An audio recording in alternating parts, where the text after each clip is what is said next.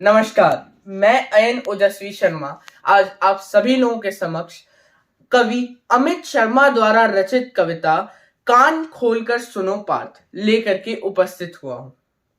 कविता में कवि ने ये बताया है कि दृश्य दिखाया है आप लोगों को कि जब भगवान श्री कृष्ण कौरवों की सभा में जा करके अपना युद्ध रोकने का अंतिम प्रयास कर चुके होते हैं, उसके बाद कुरुक्षेत्र में युद्ध शुरू होने वाला होता है। लेकिन उसके पहले अर्जुन के मन में ये रहता है कि मैं अपने सामने जो मेरे शत्रु हैं वो सब मेरे ही घर के लोग हैं, तो मेरे बड़े हैं, तो मैं उनको कैसे मार सकता हूँ, उनकी तरफ शस्त्र कैसे उठा सकता हूँ। तो उसके बाद जगत गुरु ने उसको गीता का ज्ञान दिया और मृत्यु के आलिंगन हेतु फिर अर्जुन तैयार हुआ। तो कविता को शुरू करते हैं।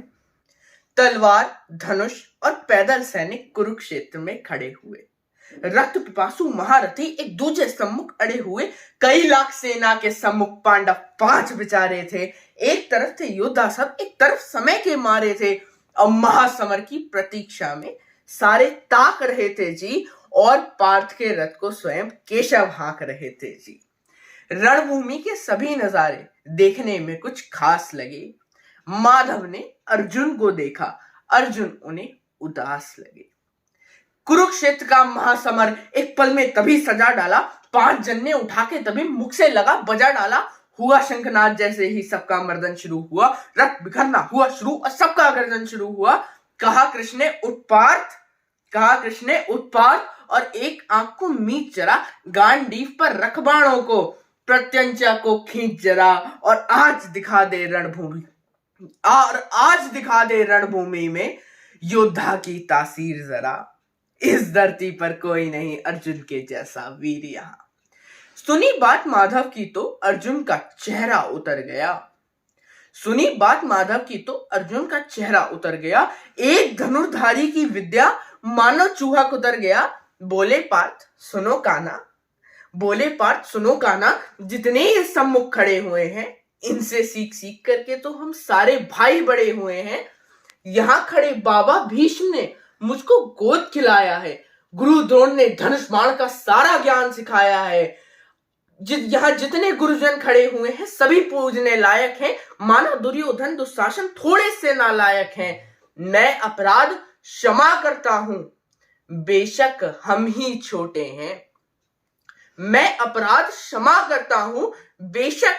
छोटे हैं। जैसे भी हैं आखिर माधव सब ताऊ के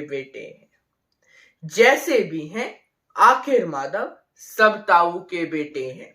छोटे सी भूभाग की खातिर हिंसक नहीं बनूंगा मैं। स्वर्ण ताक कर निज कुल का विध्वंसक नहीं बनूंगा मैं। खून सने हाथों को होता राजभोग अधिकार नहीं। और परिवार मारकर गद्दी मिले तो सिंहासन स्वीकार नहीं। रथ पर बैठ गया अर्जुन, मुंह माधव से मोड़ लिया। आंखों में आंसू भरकर गांडीव हाथ से छोड़ दिया। गांडीव हाथ से जब छूटा माधव भी कुछ अकुलाए थे। भगवान ने सोचा इसने तो बेइज्जती करा दी।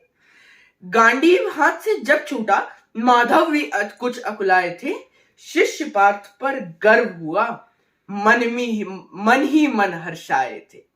मन में सोच लिया अर्जुन की बुद्धि ना सड़ने दूंगा। समर भूमि में पार्थ को कमजोर नहीं पड़ने दूंगा। धर्म बचाने की खातिर एक नव अभियान शुरू हुआ। उसके बाद जगत गुरु का गीता ज्ञान शुरू हुआ। एक नजर में रणभूमि की कण डोल गए माधव। टकटकी बांधकर देखा अर्जुन, एकदम बोल गए माधव। हे पार्थ, मुझे पहले बतलाते, मैं संवाद नहीं करता। तुम 5 भाइयों की खातिर कोई विवाद नहीं करता। पांचाली की तन पर लिपटी साड़ी खींच रहे थे वो। दोषी उतने वो भी हैं, जबड़ा बीच रहे थे जो। घर की इज्जत तड़प रही, कोई दो टूक नहीं बोला। पौत बहू को नग्न देखकर गंगा पुत्र नहीं खोले। हे पार्थ, तुम कायर बनकर बैठे हो। ये पार्थ बड़ी बेशर्मी है। और संबंध उन्हीं से निभा रहे हो जो लोग यहाँ अधर्मी हैं। अरे हे पांडु के पुत्र, अरे हे पांडु के पुत्र, धर्म का कैसा कर्ज उतारा है। शोले होने थे आंखों में और बहती जलधारा है। शोले होने थे आंखों में और बहती जलधारा है। गांडीव उठाने में पार्थ जितनी भी देर यहां होगी, इंद्रप्रस्थ के राजभवन में उतनी अंधेर वहां होगी। इंद्रप्रस्थ के राजभवन में अधर्म धर्म की गहराई में खुद को नाप रहा अर्जुन अशुधार फिर तेज हुई और थरथर कांप रहा अर्जुन। अशुधार फिर तेज हुई और थरथर कांप रहा अर्जुन। हे कृष्ण मुझे बतलाओ, को नाशक कैसे बन जाऊं। रक्त सिंहासन लाशों पर मैं शासक कैसे बन जाऊं। कैसे उठेंगे कर उन पर जो कर पर अधर लगाते हैं।